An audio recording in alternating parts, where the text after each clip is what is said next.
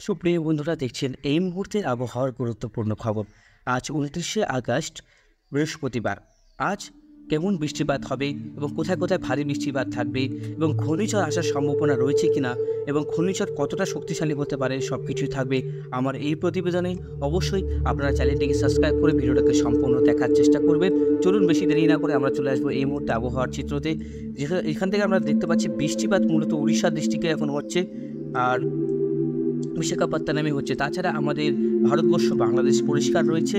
বৃষ্টিপাতের আজকে যেটা সম্ভাবনা আপনাদেরকে আমি জানাচ্ছি। তাছাড়া আহমেদাবাদের দিকে গভীর নিম্নচাপ যেটা রয়েছে সেটা আরব সাগরের দিকে চলে যাচ্ছে।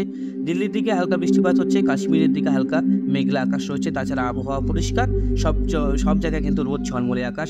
অবশ্যই আপনাদের জেলার আবহাওয়ার পরিস্থিতি আমাদের ভিডিওর কমেন্ট বক্সে লিখে জানাবেন। তো সুপ্রিয় বন্ধুরা, অবশ্যই আপনারা কিন্তু চ্যানেলটিকে সাবস্ক্রাইব করে প্রতিনিয়ত সঠিক আপডেট দেখার চেষ্টা করবেন। এই মুহূর্তে আমরা চলে আসবো বজ্রবিদ্যুৎ মোড়ে, সেখান থেকে দেখতে পারবো আবহাওয়ার কী পরিস্থিতি থাকতে পারে। আজ বিক্ষিপ্তভাবে আমাদের জেলায় জেলায় কিন্তু বজ্রবিদ্যুৎ সহ মাঝারি বৃষ্টির সম্ভাবনা রয়েছে। কোথাও কোথাও দু এক জায়গায় ভারী বৃষ্টি হতে পারে, কিছু পশলা। এদিকে মালদাতে, ভারতনগর, পূর্ণিয়াতে বৃষ্টিপাত হবে, মুর্শিদাবাদে বৃষ্টিপাত হবে, কলকাতা, পুরুলিয়া, বাঁকুড়া, বীরভূম সমস্ত অঞ্চলেই আজকে কিন্তু বিক্ষিপ্তভাবে বৃষ্টিপাতের সম্ভাবনা রয়েছে। খুলনা, বরিশাল, কুমিল্লা, সিলেট, বাংলাদেশে এই অঞ্চলেও কিন্তু বৃষ্টিপাত থাকবে। ত্রিপুরাতে ভারী বৃষ্টি থাকবে, আর হচ্ছে আসামে ভারী বৃষ্টি থাকবে। আসামের শিলং, হোজাই, ডিমাপুর, গুয়াহাটির বিভিন্ন অঞ্চলে কিন্তু উমলিং থেকে মুরাই সব অঞ্চলে কিন্তু বৃষ্টিপাত আমরা দেখতে পাচ্ছি। তারপরে এদিকে নয়াগাঁওতে বৃষ্টিপাত হচ্ছে, মাছবাদ বলে একটা জায়গা আছে, তেজপুরে বৃষ্টিপাত হচ্ছে, পাঠশালাতে বঙ্গাইগাঁওতে বৃষ্টিপাত আছে, ভারতনগরে বৃষ্টিপাত আছে, উত্তরপ্রদেশে বৃষ্টিপাত হচ্ছে। সমস্ত জায়গায় কিন্তু বৃষ্টিপাত হবে। আস্তে আস্তে বৃষ্টিপাতটা কিন্তু পরিমাণটা কমতে শুরু করবে। 30 তারিখের পর নিম্নচাপ প্রবেশ করে যাবে বিশাখাপত্তনমে। তো বলে রাখা ভালো বন্ধুরা, এই যে ঘূর্ণিঝড় আসার সম্ভাবনা যেটা ছিল সেটা কিন্তু অনেকটাই কম। সেটা কিন্তু গভীর নিম্নচাপ আকারে প্রবেশ করবে বিশাখাপত্তনমে। জেনে রাখুন, কোনো ঘূর্ণিঝড় হবে না বন্ধুরা, ঠিক আছে। 31 তারিখে যেটা আপডেট থাকছে, 31 তারিখের মধ্যে কিন্তু এই যে নিম্নচাপ বা গভীর নিম্নচাপ বা লঘুচাপ যেটা বলেন আপনারা, সেটা কিন্তু প্রবেশ করে যাবে বিশাখাপত্তনমে। এই বিশাখাপত্তনমে যখন প্রবেশ করবে, সেটা কিন্তু নাগপুর, হায়দ্রাবাদে তখন অতি ভারী বৃষ্টি শুরু হয়ে যাবে। কিছু কিছু জায়গায় ফ্ল্যাশ ফ্লাডের সম্ভাবনা রয়েছে। আর বিভিন্ন জায়গায় জল কিন্তু দাঁড়াতে পারে। হায়দ্রাবাদে বৃষ্টি হবে এবং 2 তারিখে 3 তারিখে আস্তে আস্তে কিন্তু এটা মুম্বাইয়ের কাছাকাছি উপস্থিত হবে। মুম্বাই কিন্তু অতি ভারী বৃষ্টি থাকবে, সেটা 4 থেকে 5 তারিখের মধ্যে। হায়দ্রাবাদ, আহমেদাবাদ, যোধপুরেও কিন্তু ভারী বৃষ্টি থাকবে। তাছাড়া কিন্তু আমাদের রাজ্যে সেভাবে হালকা থেকে খুবই হালকা মাঝারি বৃষ্টিপাত হবে। ভারী বৃষ্টি আমাদের রাজ্যে এখন কোনো সতর্কবার্তা থাকছে না। আগামী 10 দিন কোনো ভারী বৃষ্টির সতর্কবার্তা নেই। এখন যেটা আপডেট হচ্ছে দক্ষিণবঙ্গের জন্য, দক্ষিণবঙ্গে মোটামুটি বৃষ্টিপাত একটু হবে, কিন্তু উত্তরবঙ্গের জন্য যেটা বলছে, উত্তরবঙ্গে কিন্তু তীব্র দাবদাহ হবে, প্রবল কিন্তু গরম পড়বে উত্তরবঙ্গের জন্য থাকছে। গরমের আপডেট উত্তরবঙ্গে থাকছে, প্রবল গরম। উত্তরবঙ্গের যারা বাসিন্দারা তারা কিন্তু সাবধান থাকবেন, সতর্ক থাকবেন। ডিহাইড্রেশন যাতে না হয়, অবশ্যই বেশি করে জল পান করবেন। এই সময় একটা ফ্লু জ্বর বা ফিভার যেটা আমরা দেখতে পাচ্ছি, সেটা কিন্তু ট্রিটমেন্ট অবশ্যই তাড়াতাড়ি করবেন। 5 দিনের বেশি জ্বর যদি থেকে যায় গায়ে, অবশ্যই কিন্তু সেটা ডাক্তারের পরামর্শ নেবেন। বাড়িতে বসে থাকবেন না, অবশ্যই নিজের শরীরকে ভালো রাখুন, নিজেকে সুস্থ রাখুন। এই এক সময় কিন্তু এই যে জ্বর, কিন্তু এই সময় একটা ফ্লু টাইপের একটা ফিভার এসছে, যেটা ফিভার ভাইরাস, এটাকে টাইফয়েডও বলে, সে অনেক ম্যালেরিয়া বলে, অনেক সময় ডেঙ্গু বলে, বিভিন্ন রকম এই সময়টা কিন্তু হয়ে থাকে। বর্ষার জল জমা হয়, সেখানে মশারা বাচ্চা তাই সে সময় তাদের লার্ভা থেকে অনেক কিছু ভাইরাস জাতীয় রোগ আমরা দেখতে পাচ্ছি। তো অবশ্যই সেই দিক থেকে সচেতন রাখবেন। বাড়িতে জমা জল রাখবেন না, কোনো জায়গায় বাড়িতে জমা জল রাখবেন না। ব্লিচিং পাউডার আশেপাশে জমা জল যেখানে ভরাট করা আছে সেখানে কিন্তু অবশ্যই দিয়ে রাখবেন। আর বন্ধুরা, যেটা আমরা দেখতে পাচ্ছি বজ্রবিদ্যুৎ সহ বৃষ্টি কেমন থাকবে সেটা আমরা দেখে নেব, বজ্রবিদ্যুৎ থাকবে কিনা। কারণ বৃষ্টিপাতের যেটা বজ্রবিদ্যুৎ যে আমরা অ্যালার্ট দিচ্ছি, সেটা কিন্তু আজকে মালদা এবং দক্ষিণ দিনাজপুর, উত্তর দিনাজপুর অল্প অংশ এবং মুর্শিদাবাদে বজ্রবিদ্যুৎ সহ বৃষ্টি থাকবে। আর এদিকে 30 তারিখে যেটা বৃষ্টিপাত দেখলাম, 30 তারিখে কিন্তু সেরকমভাবেই নেই। 30 তারিখে উত্তরবঙ্গে থাকবে, 31 তারিখে উত্তরবঙ্গে থাকবে, কিন্তু উত্তরবঙ্গে কিন্তু গরম থাকবে বন্ধুরা। আমরা দেখতে পাচ্ছি সেটা হবে, সেটা কিন্তু হচ্ছে না উত্তরবঙ্গের ক্ষেত্রে। উত্তরবঙ্গের কিন্তু পরিস্থিতি খারাপ রয়েছে, বৃষ্টিপাত কিন্তু একদমই নেই। 3 তারিখে মানে মোটামুটি ধরুন না, প্রতিদিনই হালকা হালকা মাঝারি বৃষ্টিপাত হবে।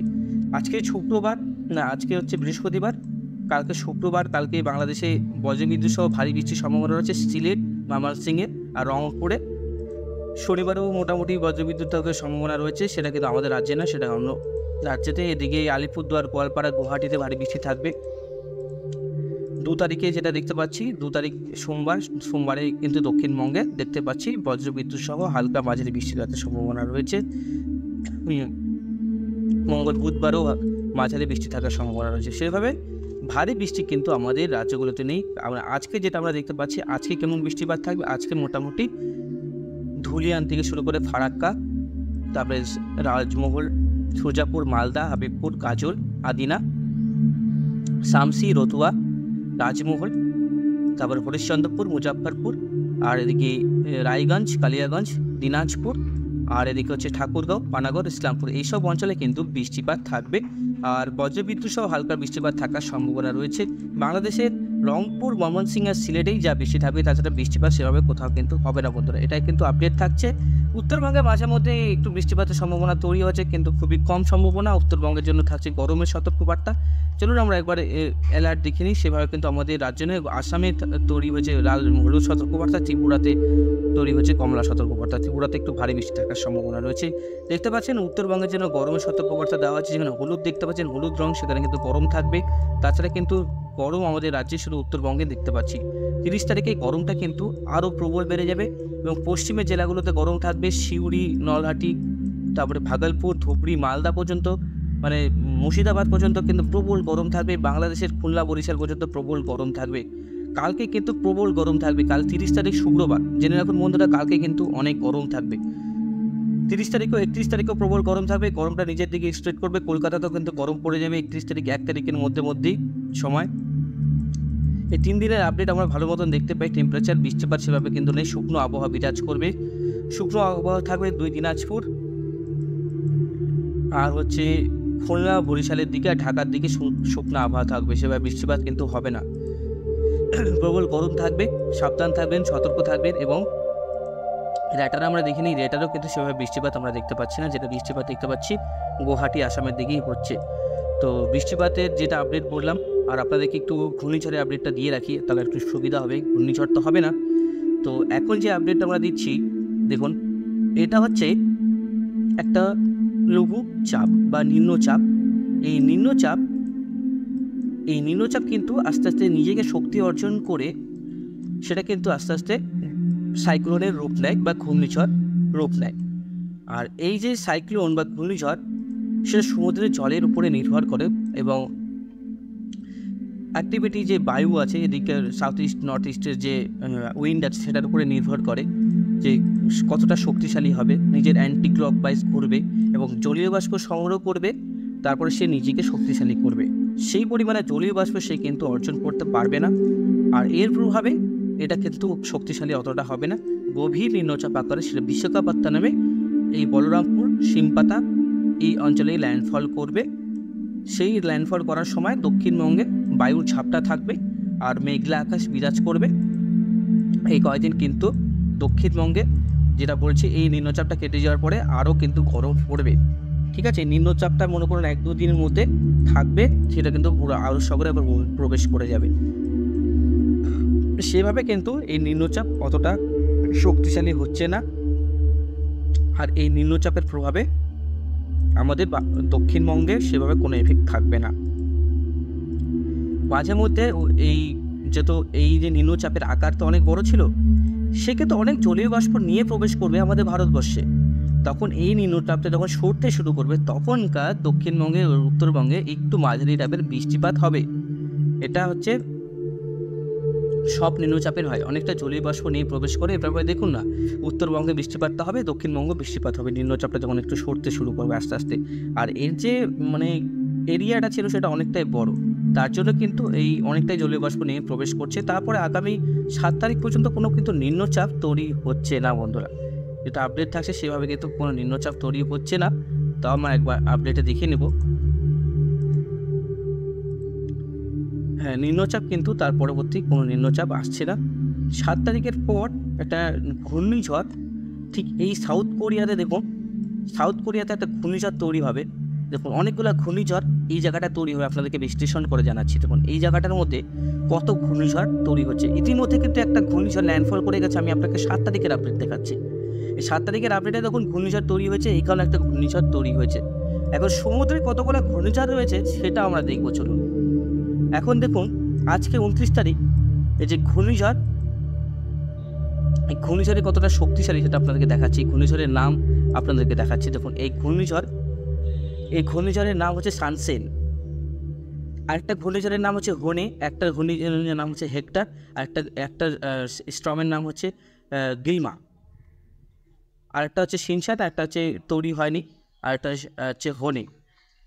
হোনে, হেক্টর সমস্ত ঘূর্ণিঝড় দেখুন পরপর লাইন বাই আছে। দেখুন এই যে স্ট্রমগুলো দেখতে পাচ্ছেন, এটা কিন্তু একটা হচ্ছে দেখুন সব কিন্তু ঘূর্ণিঝড় এই অঞ্চলে আছে। একটা দুটো, একটা তিনটে, চারটে, পাঁচটা, ছটা ঘূর্ণিঝড়ের মধ্যে 5টার নামকরণ এখন পর্যন্ত করা হয়েছে।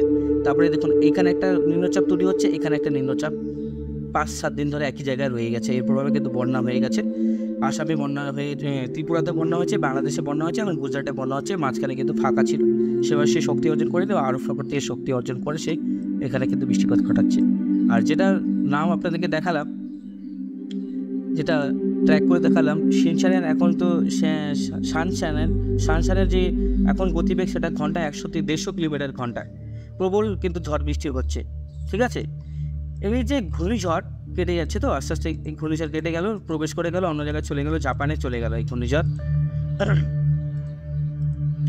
জাপানে চলে যাওয়ার পরে দেখুন তারপর আরেকটা যেন ঘূর্ণিঝড় তৈরি হবে। দেখুন ঠিক 4 তারিখে 5 তারিখের পর এই দেখুন এই জায়গাটা আর একটা ফিলিপিন্সের দিকে আর একটা কিন্তু ঘূর্ণিঝড় সাউথ কোরিয়াতে, আবার সাউথ কোরিয়াতে অ্যাটাক পাবে। সাউথ কোরিয়ার বুসান বলে যে জায়গাটা আছে সেখানে কিন্তু সব থেকে বেশি এখন রিক্সি। দেখুন এখানে আর একটা কিন্তু ঘূর্ণিঝড় তৈরি হচ্ছে, আবার কিন্তু ঘূর্ণিঝড় সাউথ কোরিয়ার দিকে এগোচ্ছে। মানে এখন সাউথ কোরিয়ার কিন্তু খুব বিপদ। আর এই ঘূর্ণিঝড় অভিমুখ কিন্তু ঠিক এই দিকে। আর এই যে ঘূর্ণিঝড়, এখানে আরেকটা ঘূর্ণিঝড় তৈরি হচ্ছে, এই ঘূর্ণিঝড়ের নাম আলাদা তৈরি হবে 144 কিলোমিটার ঘন্টায়। দেখুন এই ঘূর্ণিঝড়ের যে গতিবেগ সেটা কিন্তু 154 থেকে 170 কিলোমিটার থাকবে। তো ঘূর্ণিঝড় কিন্তু অনেকগুলোই তৈরি হচ্ছে। এটা হচ্ছে অন্যদিকে অন্য সাগর, প্রশান্ত মহাসাগর, আর প্রশান্ত মহাসাগরের ঠিক এই দিকটায় কিন্তু প্রবল কিন্তু বেশি হচ্ছে, ঘূর্ণিঝড় হচ্ছে। তো খুব সম্ভাবনা আছে এবার কিন্তু সেপ্টেম্বর অক্টোবরের দিকে একটা ঘূর্ণিঝড়ের সম্ভাবনা আমি দেখতে পাচ্ছি এই দিকটায়। দেখা যাক কী হয়, অবশ্যই না হলেই ভালো, কিন্তু যত বৃষ্টি হোক ঠিক আছে, কিন্তু ঘূর্ণিঝড়ে অনেক ক্ষয়ক্ষতি হয়ে যায়, অনেক ক্ষয়ক্ষতি হয়। আর যেটা বলছি ফিশারম্যানদের জন্য থাকছে সতর্কবার্তা, আপনারা কিন্তু আগামী 3-4 দিন বঙ্গোপসাগরে যাবেন না।